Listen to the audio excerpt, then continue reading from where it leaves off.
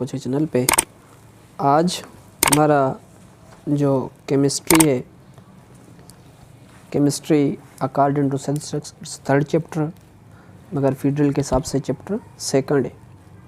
जो आज हमारा लेक्चर होगा स्पेक्ट्रोस्कोपिक एक्सपेरिमेंट्स के ऊपर। तो पहले ये बात करें कि स्पेक्ट्रोस्कोपी है क्या। यहाँ पे जैसे लिखा हुआ है स्पेक्ट्रोस्कोपी। तो फर्स्ट आप लोगों को ये बात ज़हन में होनी चाहिए कि स्पेक्ट्रोस्कोपी सिर्फ ये नेम नहीं है, मगर आप इसको ये भी बोल सकते हैं कि ब्रांच ऑफ साइंस भी है। Branch of science. इसमें पढ़ते क्या हैं कि इसमें जो हमारे मेन बात होती है स्पेक्ट्रोस्कोपी में, वो क्या होती है, स्टडी किसके बारे में करते हैं, study about the interaction of matter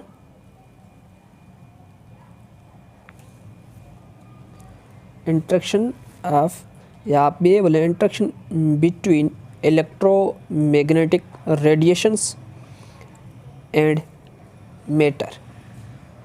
तो मीन्स इसको क्या बोलते हैं हम, स्पेक्ट्रोस्कोपी। स्पेक्ट्रोस्कोपी क्या है, ब्रांच ऑफ साइंस है, या इसमें क्या कहते हैं, study about the interaction between electromagnetic radiations and matter. तो हम क्या बोलेंगे, इसको स्पेक्ट्रोस्कोपी बोलेंगे। अब मैटर में क्या हो सकता है, मैटर में आपके पास एटम्स भी हो सकते हैं, मॉलिक्यूल्स भी हो सकते हैं, आयंस भी हो सकते हैं। ये क्या होते हैं हमारे पास, स्पेक्ट्रोस्कोपी। अब बात करें हमारे पास स्पेक्ट्रोस्कोपी कितने टाइप्स के होते हैं। तो हमारे पास जो स्पेक्ट्रोस्कोपी होते हैं वो दरअसल 3 टाइप्स के होते हैं। Emission spectroscopy, scattering spectroscopy and absorption spectroscopy. कौन कौन से होते हैं टाइप्स ऑफ स्पेक्ट्रोस्कोपी? कौन सा, emission spectroscopy, scattering spectroscopy and third absorption spectroscopy. ये 3 टाइप्स ऑफ स्पेक्ट्रोस्कोपी हमारे पास होते हैं। अब बात करते हैं इमिशन स्पेक्ट्रम, उसके बाद स्कैटरिंग स्पेक्ट्रोस्कोपी, उसके बाद एब्जॉर्प्शन स्पेक्ट्रोस्कोपी। इमिशन और एब्जॉर्प्शन आपको बहुत सारे बुक्स में मिलेंगे, मगर स्कैटरिंग स्पेक्ट्रोस्कोपी बहुत कम बुक्स में आप लोगों को पढ़ने में मिलेगा। और जो हम जिक्र करेंगे वो ओनली इमिशन स्पेक्ट्रोस्कोपी का एंड एब्जॉर्प्शन स्पेक्ट्रोस्कोपी का, जैसे हमारे कोर्स के पैटर्न्स में है। ये समझ लें कि हमारे पास कोई एटम है, एटम्स का ये क्या हमारे पास न्यूक्लियस, और ये इसका फर्स्ट शेल जिसमें कितने इलेक्ट्रॉन्स होते हैं, 2 इलेक्ट्रॉन्स। और उसके बाद ये क्या है, सेकंड शेल्स जिसमें कुछ इलेक्ट्रॉन्स हम लिख लेते हैं, जैसे हमारे पास 5 इलेक्ट्रॉन्स हैं। अगर यहाँ से कोई भी फोटॉन्स आ जाए और इस इलेक्ट्रॉन्स को एक्साइटेड स्टेट पे लेकर आए, मीन्स उसको थर्ड शेल में यहाँ से क्या हो जाए, एनर्जी एब्जॉर्ब करके थर्ड शेल में आ जाए, यहाँ पे जो स्पेक्ट्रम बनेगा तो उसको क्या बोलेंगे, ये इसको बोलते हैं एब्जॉर्प्शन स्पेक्ट्रोस्कोपी।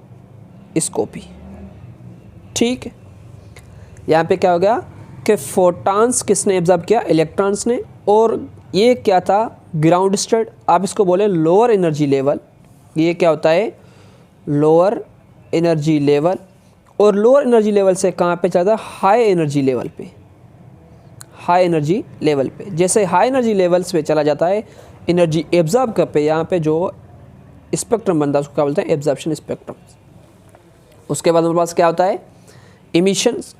यहाँ पे जैसे ये इलेक्ट्रॉन्स खुद कहाँ चला जाए, backward toward the lower energy level पे। अगर ये यहाँ से लोअर एनर्जी लेवल पे चला जाएगा इलेक्ट्रॉन्स, तो यहाँ से सेम एनर्जी जो इसने एब्जॉर्ब किया होगा वो एनर्जी रिलीज़ होगा, और इस रिलीज़ ऑफ फोटॉन से जो हमारे पास क्या बनेगा, ये जो फोटॉन क्या होगा, रिलीज़ हुआ, इसमें से जो हमारे पास क्या बनता है, स्पेक्ट्रम, और इस स्पेक्ट्रम बोलते हैं इमिशन स्पेक्ट्रम।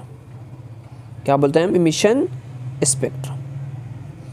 अब एक बात और भी है कि एब्जॉर्प्शन स्पेक्ट्रोस्कोपी के लिए हमारे पास जो प्रिंसिपल्स होते हैं वो हमारे पास 2 प्रिंसिपल्स होते हैं। जिसमें हमारा फर्स्ट जो प्रिंसिपल है एब्जॉर्प्शन स्पेक्ट्रम का, इसमें हमारा first principle is called Lambert's law.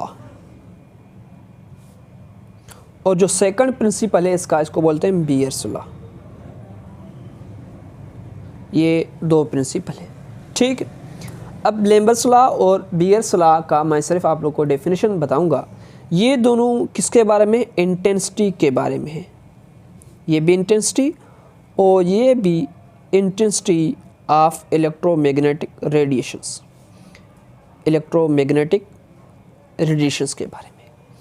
अब यहाँ पे देखें, जैसे हमारे पास इलेक्ट्रोमैग्नेटिक रेडिएशंस के बारे में Lambert's law as well as Beer's law है।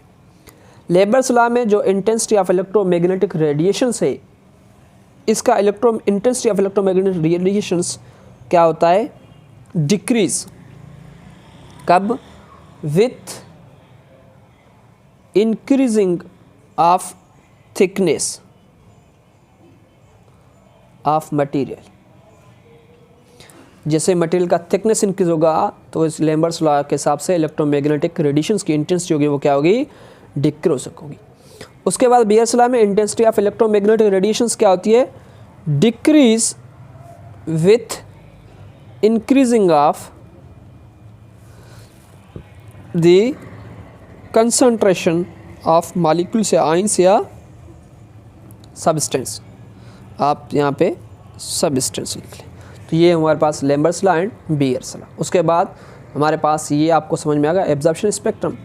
एब्जॉर्प्शन स्पेक्ट्रम आप कहाँ पे पढ़ते हैं? स्पेक्ट्रोफोटोमीटर्स में। और ये जो इसकी मेजरमेंट्स होती है इसको क्या बोलते हैं? स्पेक्ट्रोमीटर। स्पेक्ट्रोमीटर। तो मीन्स इसको कैलकुलेशन के लिए हमारे पास क्या होते हैं? स्पेक्ट्रोमीटर्स होता है। अब ये बात है कि हमारे बुक सिंटेक्स में तो स्पेक्ट्रोस्कोपी ओनली शॉर्ट लिखा हुआ है, इसमें कोई भी डिटेल्स की बात नहीं है, मगर मैं भी फिर भी आप लोगों को समझने की कोशिश कर रहा हूँ कि ये। और दूसरी बात कि हमारे पास जो स्पेक्ट्रोस्कोपी है इसमें हम कहाँ कहाँ पे स्टडी करते हैं? ये जो हमारे पास एलिमेंट्स हैं ये हमारे को डायरेक्टली ऐसे पता नहीं चला कि ये एटम्स है, मेटल्स है, नॉन मेटल्स है, मेटल्स है, क्या है, ये भी हमें कहाँ से पता चला? स्पेक्ट्रोस्कोपी से। तो मीन्स हमने क्या किया? Differentiation between metals and non metals. तो हमने डिफ्रेंशिएट बिटवीन दी एलिमेंट्स का भी यहाँ से पता चला। और अगर हमारे पास कोई मॉलिक्यूल्स है, उस मॉलिक्यूल्स का स्ट्रक्चर का हमें कहाँ से पता चला? जिसको हम बोलते हैं स्ट्रक्चर इल्यूसिडेशन। इल्यूसिडेशन। तो स्ट्रक्चर इल्यूसिडेशंस भी हमें स्पेक्ट्रोस्कोपी से पता चल जाता है। और थर्ड जो बात होती है हमारे पास मास ऑफ मॉलिक्यूल्स जो होता है वो भी कहाँ से पता चल जाता है? इस पॉइंट से। इसको बोलते हैं मास स्पेक्ट्रोस्कोपी, जिसको क्या बोलते हैं? Mass spectroscopy. ये बहुत सारे मेथड्स होते हैं। और उसके बाद resonance, nuclear magnetic resonance, nuclear magnetic resonance spectroscopy, ये भी बात होते हैं। और सारे बहुत हैं जिसमें हमारा क्या बोलता है? स्पेक्ट्रोस्कोपी से पता चल जाता है। और अभी हमें जो बात करनी है एमिशन स्पेक्ट्रम्स और एब्जॉर्प्शन स्पेक्ट्रोस्कोपी। एब्जॉर्प्शन स्पेक्ट्रोस्कोपी तो मैंने आप लोगों को समझाया। उसके बाद हमारे पास क्या है? Emission spectroscopy.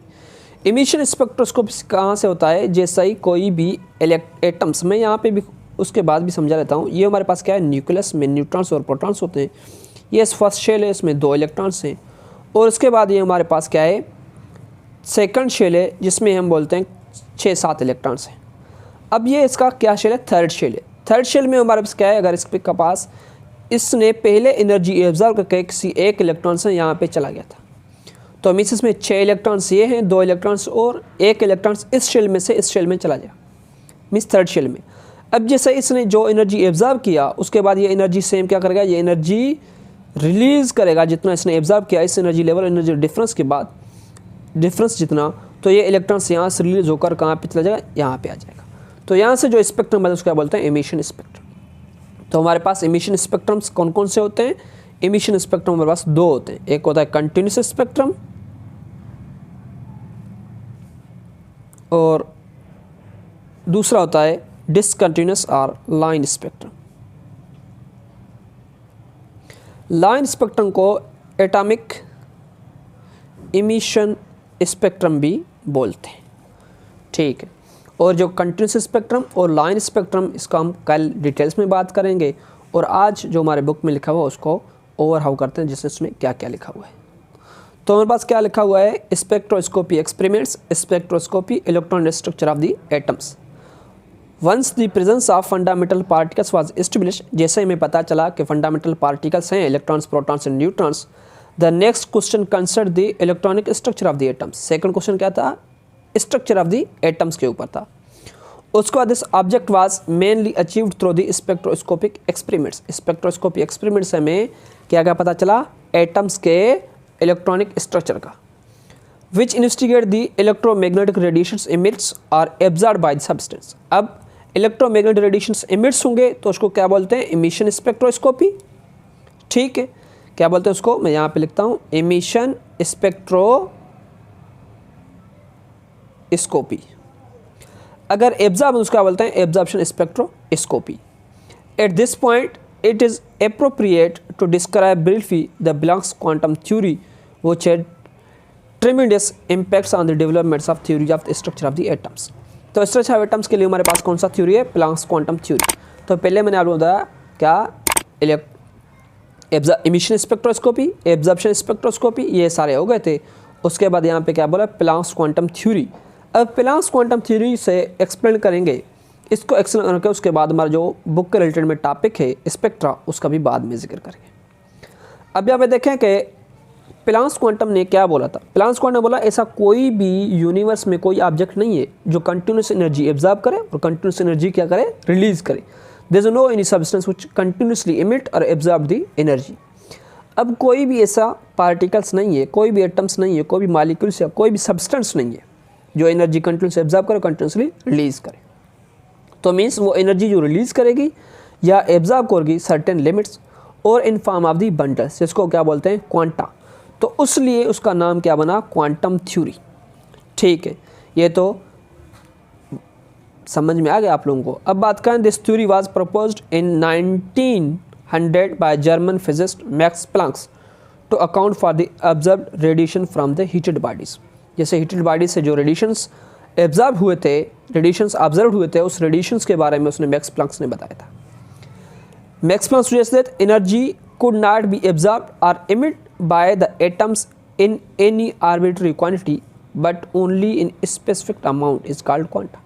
एनर्जी एब्जॉर्ब और इमिट कंटिन्यूसली न एब्जॉर्ब हो सकता है न इमिट्स हो सकता है, मगर जो एब्जॉर्ब्स और इमिट होगा in form of the bundles is called quanta. That is to say an atoms cannot change its energy continuously but only by series of steps। Steps wise उसकी एनर्जी में क्या आ जाता है, चेंज हो जाता है। अब यहाँ पे जैसे हमारे पास क्या है, ये न्यूक्लियस है, यहाँ पे क्या है हमारे पास, शेल में इलेक्ट्रॉन्स हैं और उसके बाद ये इलेक्ट्रॉन्स हैं। अगर मैं इसको एनर्जी दे रहा हूँ, ये इलेक्ट्रॉन्स यहाँ से रिलीज होकर यहाँ पे चला जाता है और उसके बाद फर्दर अब इसको इतनी एनर्जी देनी पड़ेगी कि इस शेल से थर्ड शेल में चला जाए, थर्ड शेल में चला जाए स्टेप वाइज। अब ये भी तो हो सकता है इसको मैं इतना एनर्जी दूँ ये फर्स्ट शेल में से डायरेक्टली थर्ड शेल में चला, बिल्कुल पॉसिबिलिटी ये भी है। तो मीन्स यहाँ पे एनर्जी एब्जॉर्ब कर किसमें, क्वांटा के फॉर्म में। ये नहीं है कि अगर मैंने इसको थोड़ा सा एनर्जी दिया तो यहाँ से इन फर्स्ट और सेकंड शेल के बीच में चला जाए और उसके बाद एनर्जी दूँ सेकंड शेल में चला जाए, उसके बाद थोड़ा एनर्जी दूँ यहाँ पे थोड़ा थोड़ा, इस सेंस मीन्स कंटिन्यूसली इसको एनर्जी गेन होती है, इसको energy in form of the quanta होती है। But only by the series of steps. The amount of energy depend upon the frequency. किसके ऊपर डिपेंड करता है, फ्रीक्वेंसी के ऊपर। अगर ये इलेक्ट्रोमैग्नेटिक रेडिएशंस की फ्रीक्वेंसी कम है, किसके, एनर्जी इतनी नहीं हो रही कि इस शेल में से इस शेल में चला जाए, तो ये डायरेक्टली एनर्जी को इसको एब्जॉर्ब नहीं करेगा। अगर इसकी फ्रीक्वेंसी ज़्यादा है तो इस फर्स्ट शेल में से सेकंड शेल में पॉसिबिलिटी है एनर्जी उतनी हो तो ये डायरेक्टली सेकंड शेल में चला जाएगा। तो means emit absorb it is given by the relation. अब इसका रिलेशन क्या है, energy is directly proportion to the frequency of electromagnetic radiations. और डायरेक्टली प्रोपोर्शन साइन को रिप्लेस करते हैं किसको, कांस्टेंट वैल्यू से। E is equal to H F. H को क्या बोलते हैं, प्लांक्स कांस्टेंट, और इसका वैल्यू किसने कैलकुलेट, एल्बर्ट आइंस्टाइन ने। किसने, एल्बर्ट आइंस्टाइन। इसका वैल्यू उसने कितना कैलकुलेट, 6.625 × 10⁻³ जूल सेकंड। तो ये कैलकुलेट बाय एल्बर्ट आइंस्टाइन। और यहाँ पे जो इसकी रिलेशन है, energy is directly to the frequency. अगर फ्रीक्वेंसी किसी भी रेडिएशन का ज़्यादा हो तो उसकी एनर्जी ज़्यादा होगी। मैं एक एग्जांपल भी आप लोगों को समझाने की कोशिश करता हूँ। अगर आप लोगों को याद है, हमारे पास वायलेट हमारे पास क्या है, विबग्योर। ठीक है, अब मैं आप लोगों से पूछता हूँ कि हमारे पास एक रेड है, दूसरा क्या है, वायलेट है। तो रेड की वेवलेंथ क्या होती है, ज़्यादा होती है और इसकी फ्रीक्वेंसी कम होती है, और वायलेट की वेवलेंथ कम होती है, फ्रीक्वेंसी क्या होती है, ज़्यादा होती है। इसमें से एनर्जी किसकी ज़्यादा होगी, रेड की ज़्यादा होगी या वायलेट्स की? सर वायलेट की एनर्जी ज़्यादा होती है। क्यों? क्योंकि वायलेट की फ्रीक्वेंसी ज़्यादा होती है। उसके बाद विबग्योर आप इस तरह VIBGYOR, वायलेट की ज़्यादा होती है, इंडिगो, उसके बाद ब्लू, ग्रीन, येलो, ऑरेंज और रेड। सबसे ज़्यादा वायलेट्स की होती है, सबसे कम रेड की होती है इन इलेक्ट्रोमैग्नेटिक रेडिएशन स्पेक्ट्रम में। जब उसकी बात करूँ आप लोगों को बिल्कुल वो भी समझ में आ जाएगा। अब जो main concept of Planck's quantum theory is that the amount of energy gained or lost in quantize the energy change occurs in small packets multiple those packets h mu 2h mu 3h mu and अब यहाँ पे जो इसको इस तरीके से आप लिख सकते हैं, E is equal to NHF या म्यू आप लिख सकते हैं, फ्रीक्वेंसी है। अब n किसको शो करता है, इंटीजरल नंबर। n क्या है, इंटीजरल नंबर है। तो मीन्स E क्या हो सकता है, 1 भी हो सकता है, 2 भी हो सकता है, 3 भी हो सकता है, 4 भी हो सकता है, कोई भी हो सकता है। तो मीन्स ये हो गया हमारे पास मैक्स प्लैंक्स क्वांटम थ्योरी। ये सिर्फ हमारे बुक्स में only for the sake of study कि आप लोगों को प्लैंक्स क्वांटम थ्योरी का पता चल, जैसे उसके बाद हमारे पास क्वांटम थ्योरी आ जाता है, इसके बारे में आपको पता होना चाहिए। तो कल जो हमारा लेक्चर होगा वो क्या होगा, स्पेक्ट्रा।